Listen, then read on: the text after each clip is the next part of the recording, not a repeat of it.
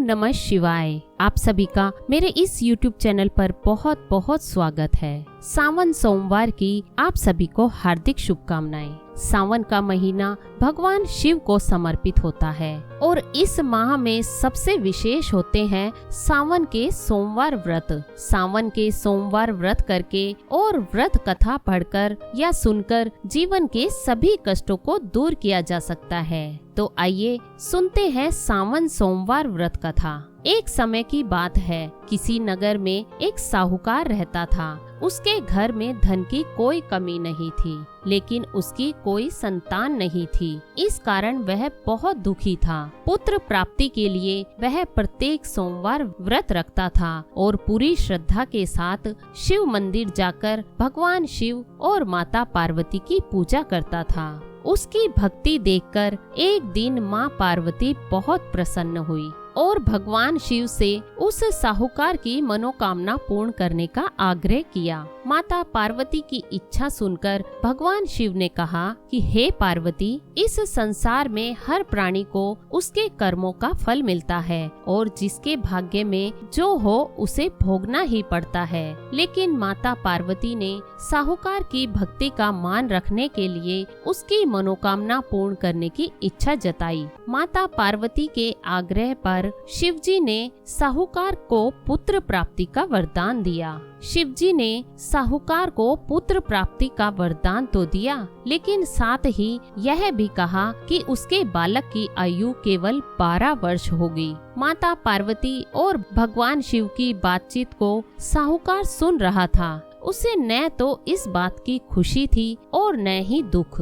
वह पहले की भांति शिवजी की पूजा करता रहा। कुछ समय के बाद साहूकार के घर एक पुत्र का जन्म हुआ। जब वह बालक 11 वर्ष का हुआ तो उसे पढ़ने के लिए काशी भेज दिया गया। साहूकार ने पुत्र के मामा को बुलाकर उसे बहुत सारा धन दिया और कहा कि तुम इस बालक को काशी विद्या प्राप्ति के लिए ले जाओ और मार्ग में यज्ञ कराना। जहाँ भी यज्ञ कराओ वहाँ ब्राह्मणों को भोजन कराते और दक्षिणा देते हुए जाना। दोनों मामा भांजे इसी तरह यज्ञ कराते और ब्राह्मणों को दान दक्षिणा देते काशी की ओर चल पड़े। रास्ते में एक नगर पड़ा, जहाँ नगर के राजा की कन्या का विवाह था। लेकिन जिस राजकुमार से उसका विवाह होने वाला था वह एक आंख से काना था।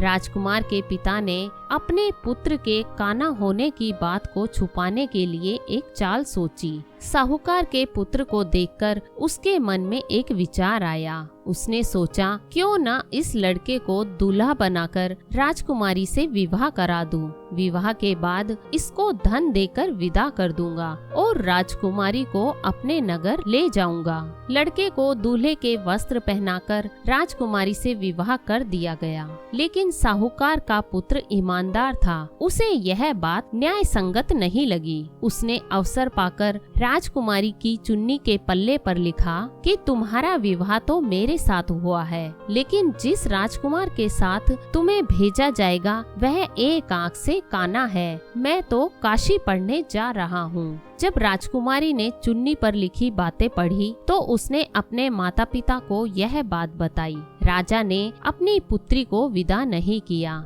जिससे बारात वापस चली गई।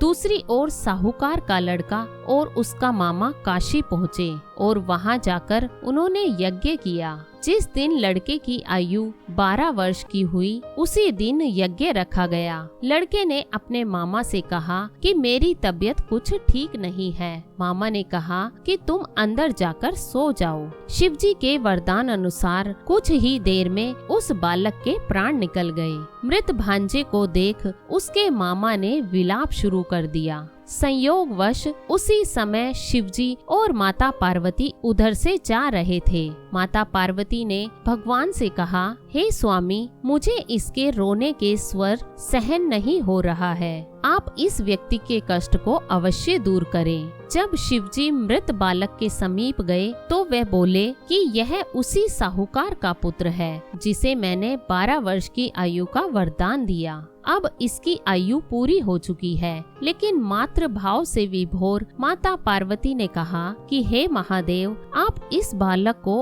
और आयु देने की कृपा करें, अन्य अन्यथा इसके वियोग में इसके माता पिता भी तड़प तड़प कर मर जाएंगे। माता पार्वती के आग्रह पर भगवान शिव ने उस लड़के को जीवित होने का वरदान दिया। शिव जी की कृपा से वह लड़का जीवित हो गया। शिक्षा समाप्त करके लड़का मामा के साथ अपने नगर की ओर चल दिया। दोनों चलते हुए उसी नगर में पहुँचे जहाँ उसका विवाह हुआ था। उस नगर में भी उन्होंने यज्ञ का आयोजन किया। उस लड़के के ससुर ने उसे पहचान लिया और महल में ले जाकर उसकी खातिरदारी की और अपनी पुत्री को विदा किया। इधर साहूकार और उसकी पत्नी भूखे प्यासे रहकर बेटे की प्रतीक्षा कर रहे थे। उन्होंने प्रण कर रखा था कि यदि उन्हें अपने बेटे की मृत्यु का समाचार मिला तो वे भी प्राण त्याग देंगे, परंतु अपने बेटे के जीवित होने का समाचार पाकर वे बेहद प्रसन्न हुए। उसी दिन भगवान शिव ने व्यापारी के स्वप्न में आकर कहा,